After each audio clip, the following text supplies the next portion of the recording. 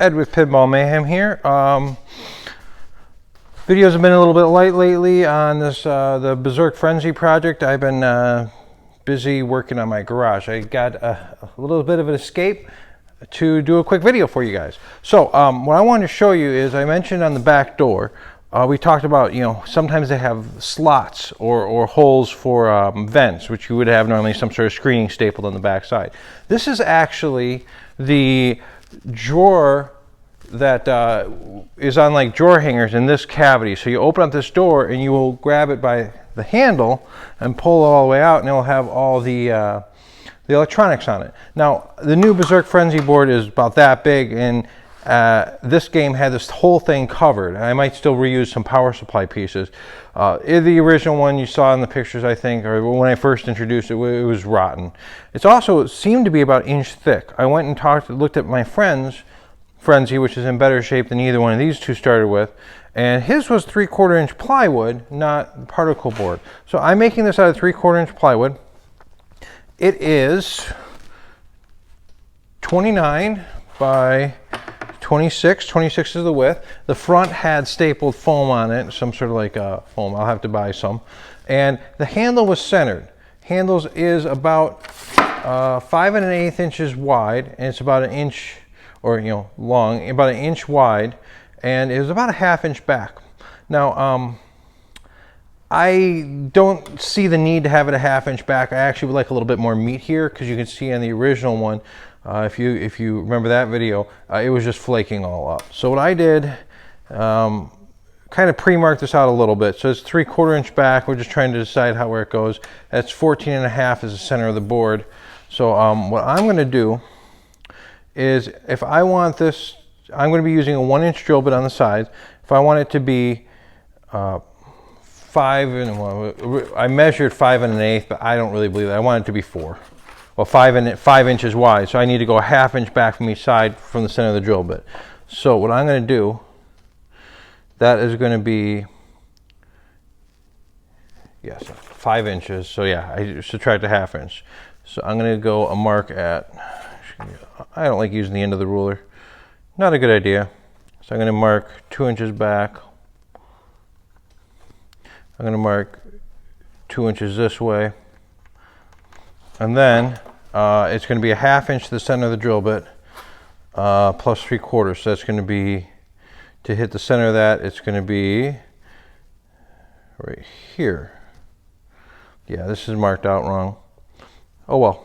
So if I go a 1/2 inch back, or 3/4 inch from the front here, that's going to be my mark. And I'm going to do the same thing. I'm going to line this up. I'm going to go a 1/2 inch plus 3/4. And that's where I'm going to center my drill bit.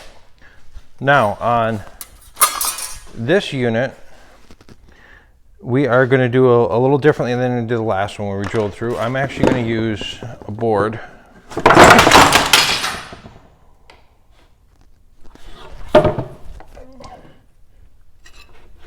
Oh, don't do that. Probably broke tools.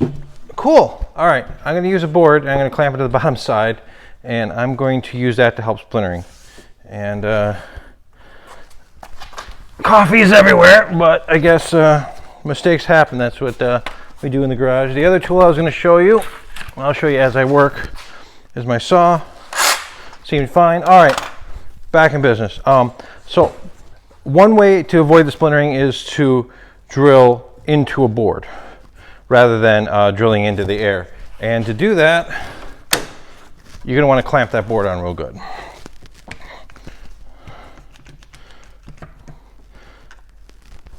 So now I'm going to be drilling into that board. And hopefully this doesn't fall and make a big mess again. Normally I'd be working on the ground, a little easier to show you guys working here. So yeah, a little different than when I marked it, and a little coffee on my drill bit.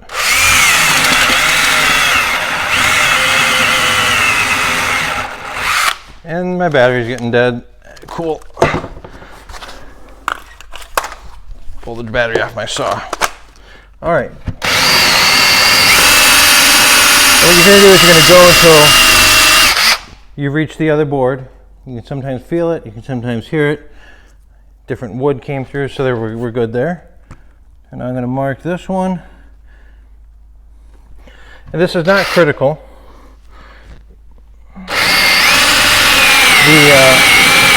That's the advantage. This is it. And it goes again. Yay. I'm doing a really good job at showing you me failing today.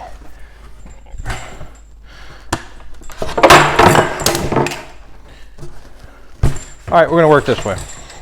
Tough, deal with it.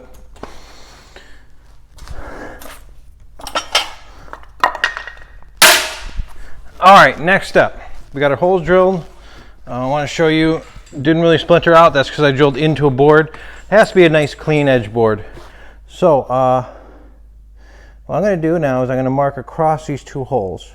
Now, there's a chance that the holes got a little crooked or wonky, but really the goal is here we're creating a handle. We need it to look good when we're done. So I'm not, depending on how OCD you want to get, those lines are going to operate as a guide. This one's a little bit on the outside, that's right on the inside. Now my next step is going to be cut these with a saw. This is a reciprocating saw with a pretty beefy blade.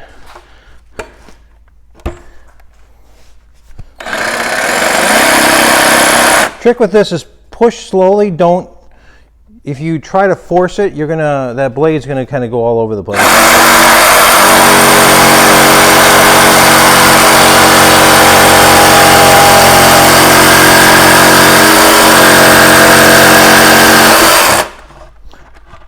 And the more you, the better the blade, the easier it's gonna be. I gotta go this one backwards.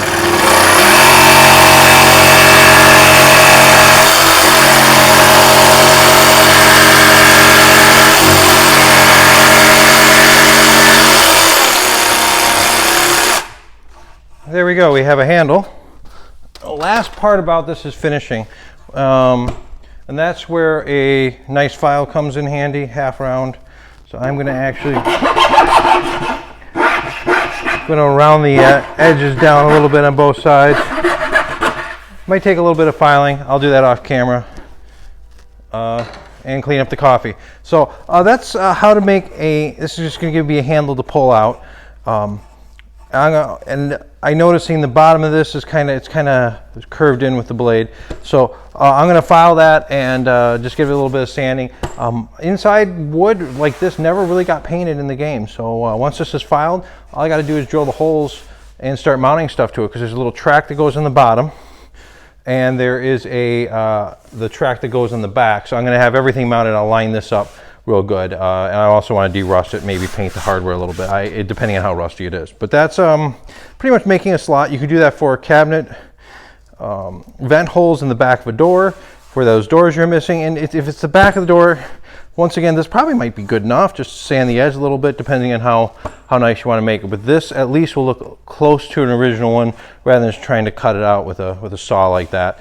That gives you a nice round out, and you're already going to have the ½ inch and the 1 inch, or the 1 inch round drill bit for doing locks. If you own enough arcade games, you're going to have to make a back door. So thank you for watching, and you get to see me fumble a little bit more. This time it wasn't a bee; it was dropping my coffee and everything. Luckily, my tools are still good. So thank you for watching. Make sure to follow, and probably not too many more videos this weekend. I got to continue working on my garage. Thanks.